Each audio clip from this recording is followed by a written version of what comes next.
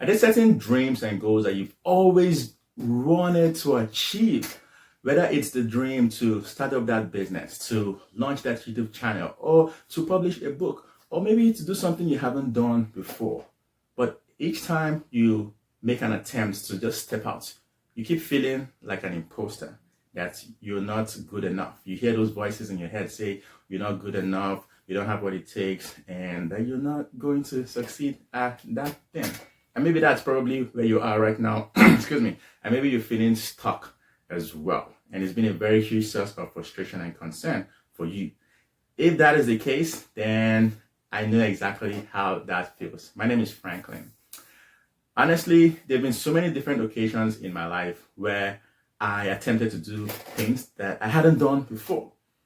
And each time I made an attempt to step out, whether it was the time I was looking to write my book, my first book, or looking to launch a life coaching business, or to start up my YouTube channel, or to do so many other things too, I was almost always faced with those terrible voices, the voices of the imposter syndrome, saying that I wasn't good enough, that I did not have what it took to achieve those dreams, saying that I wasn't this enough. In other words, the voice in total just said, or in short, just said that I was not enough to make those dreams become a reality. And honestly, it held me back for even longer than I intended.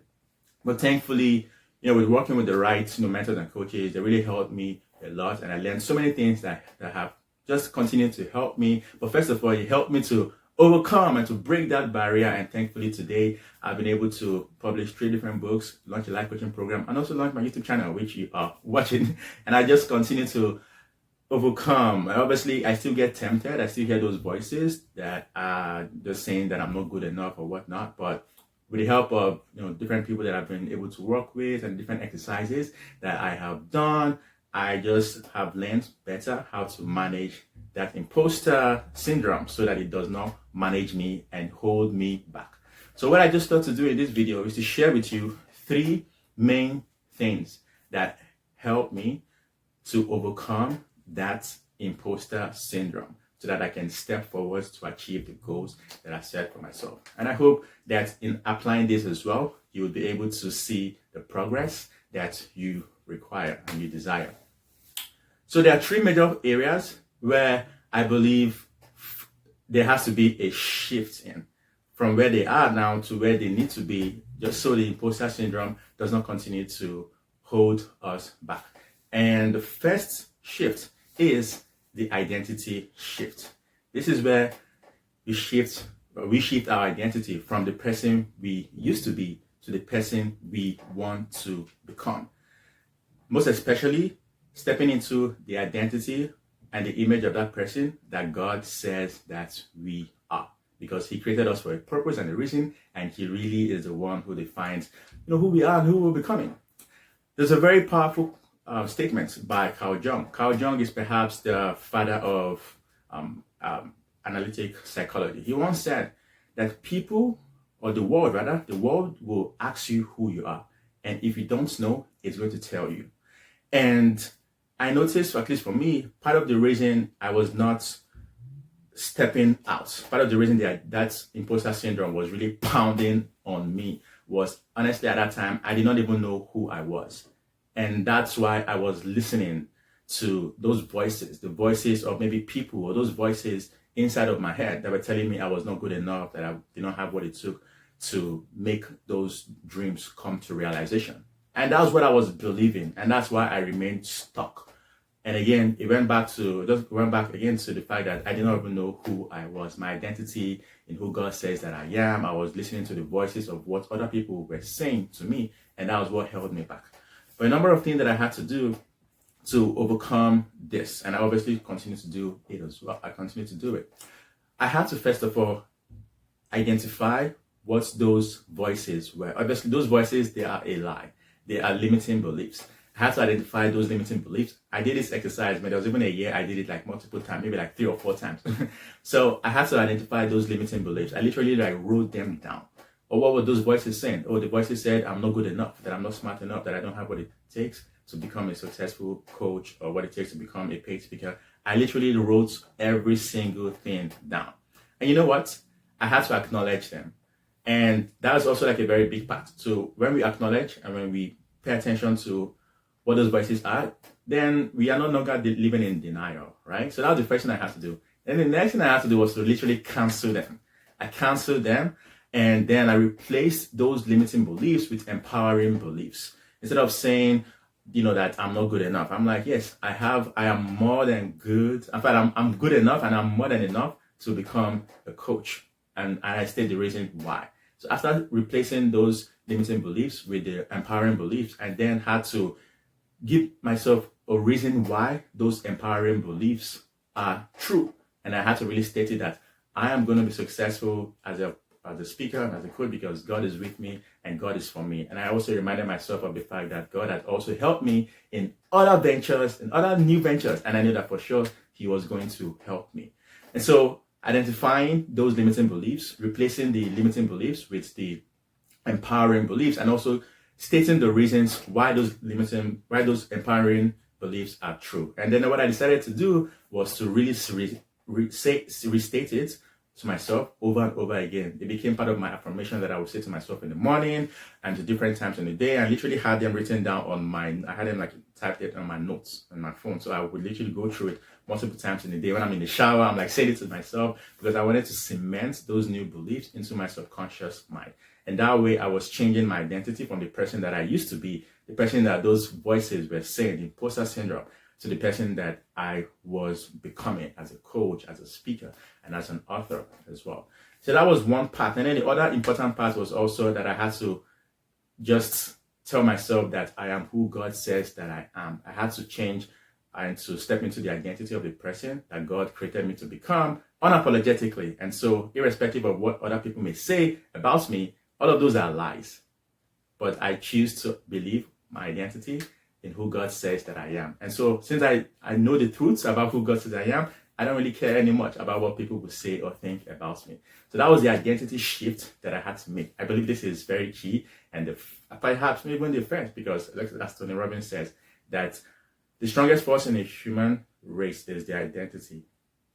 We always will go we always align with the person that we say that we are. That is our identity. The second shift is with focus. Let me ask you a very quick question. When do you feel that pinch of the imposter syndrome the most? Is it when you're focusing on your journey and on your lane, or when you're focusing on somebody else's journey and lane? Be honest. If you're honest, we tend to feel that imposter syndrome, the punch, the most when we're focusing on other people's journey. And that was also something else that I had to realize and to take my focus from other people, to my own race. I know that I used to be a very, highly competitive person. And obviously what that meant was I was always comparing myself with other people. And it was like I was comparing my chapter 0 or my chapter 1 with other people's chapter 100. And that was very, very unfair and unhealthy as well. And I literally just had to remind myself that everybody's journey is different. And so I'm the only one who can run my race and run my journey. And every other person are the only one. I cannot help somebody else to run their own journey, and other people cannot help me to run my own journey as well. So I had to tell myself that as well. And then I had to switch my focus from other people's lane to my lane. And when I realized and accepted the fact that nobody else can run my race for me and I cannot run other people's lane, it kind of helped me to see that, hey, there's just nowhere else I can be focusing on than on the race and on the lane where I am. And the truth is, where we are is really where we really need to be. That lane is where God wants for us to be. And something else that I also realized about why perhaps I was focusing more on other people's lane and on their journey than on mine, it was mostly because I did not even know myself. I did not think to myself that I was valuable. I did not think that I had gifts or talents that God had blessed me with. I thought God just blessed other people with gifts, with talent, and with strength, but He just left me empty. So that's why I was focusing on them, because I thought, hey, that's the stars, and I'm just maybe nothing. But then as I started learning more about who I was, about my strengths, about even my weaknesses, about what makes me different, what makes me special, because what makes us unique is what makes us special. As I started stepping into that, I started to see that, oh, I'm actually a person of value, that I am worth focusing on, that my lane is worth paying attention to, because again, every single person is special, every single person is unique, and we're all running our race. And so we ought to focus on our own lane and our own race, because we are all valuable. And as I started focusing on that, then everything just changed. I'm happy for every other person on their own journey, on their own lane, because again, I realized that I cannot run their race for them and they cannot run for me. So I'm happy for them where they're at, but I just decided to see that I'm a person of value, that you are also a person of value, that you have gifts, you have talent, and that you're also special because you're unique, and your identity is what makes you unique. So I think that when we begin to see things that way, then we realize that, oh, my lane is worth focusing on. And I don't necessarily have to focus on other people's lane, because it's happening here in my own lane. It's happening in your own lane. And so your own lane is worth focusing on. So switching the focus from other people's lane and journey to your own lane and your own journey. I believe that is also a very key key shift to make. And so let go of the comparison trap. It's not necessary. It's not worth it. You have every single thing that you're required to succeed in that lane of yours. And God blessed every other person as well. So you don't need to be envious of other people as well. And you don't have to focus on their own lane, because the more we look at other people, we focus on them and we compare ourselves, our raw materials to their finished products. The more we do that, the more the syndrome, the imposter syndrome, will just keep punching and knocking us down. So that is for the second shift of focus. The third shift is action shift. So shift of the action, shifting from inaction to action. If you realize that whenever we feel like an imposter, there's tendency for us to not even take any action, because we're saying to ourselves, we're not good enough, nobody's going to pay attention to us, that we're not valuable. And what does that result in? Taking no action. We end up doing nothing. And then guess what? We remain where we are at. But I realize that when we take action, right, we get more clarity. We find out what works and what does not work. And that gives us also happiness, because we are making progress on our journey. Progress, not perfection. Progress is what makes us feel happy and motivated, because the more progress that we see we're making, the more excited and fired up we are to keep going and to make much more progress on the journey as well. And something that I also learned from Tony Robbins is that it's not just enough to take action, but to take massive action, to put in volume, especially at that beginning part, because the more massive action we take, the more results that we see as well. And so we are going to be very, very excited and fired up, especially at that early phase as well. So switching from inaction to action, and not just taking any action, but taking action that will move the needle forward and even faster as well. So those are the three major shifts I believe that we definitely need to take so that we can knock off that imposter syndrome that is trying to hold us back from achieving those wildest dreams that we have. A number of the exercises that I just shared with you about the identity shift, the action shift, and the focus shift, I talked just in more details of those in my book, The Identity Manual. I'm going to be leaving the link in the description of this video so you can go check it out as well. And even after listening to this, if you feel that you need some help and support just with assisting you to overcome that identity, any of those shifts, and most especially the imposter syndrome, look, you can reach out to me. I'll be more than happy to chat with you. I'm actually offering like a complimentary strategy session where I just help people to just find out what the next step is on the journey to achieving whatever goal that they would like to achieve, and also just support them on their journey. So if this is you need more support, like one-on-one, I'm happy to support you. So you can check the description of this video. There's a link to schedule a complimentary strategy session with me. I'll be more than happy to support you on that journey, just as my mentors and my coaches, they also help me to overcome those punches of the imposter syndrome. That's what we are talking about.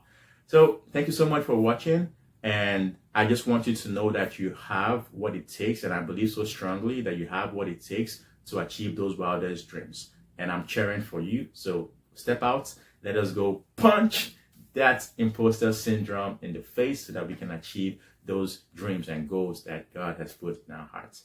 Thanks for watching. It's been Franklin. And don't forget that you are more than enough. You are worthy. You are deserving. You are loved. Have a nice one. God bless and peace.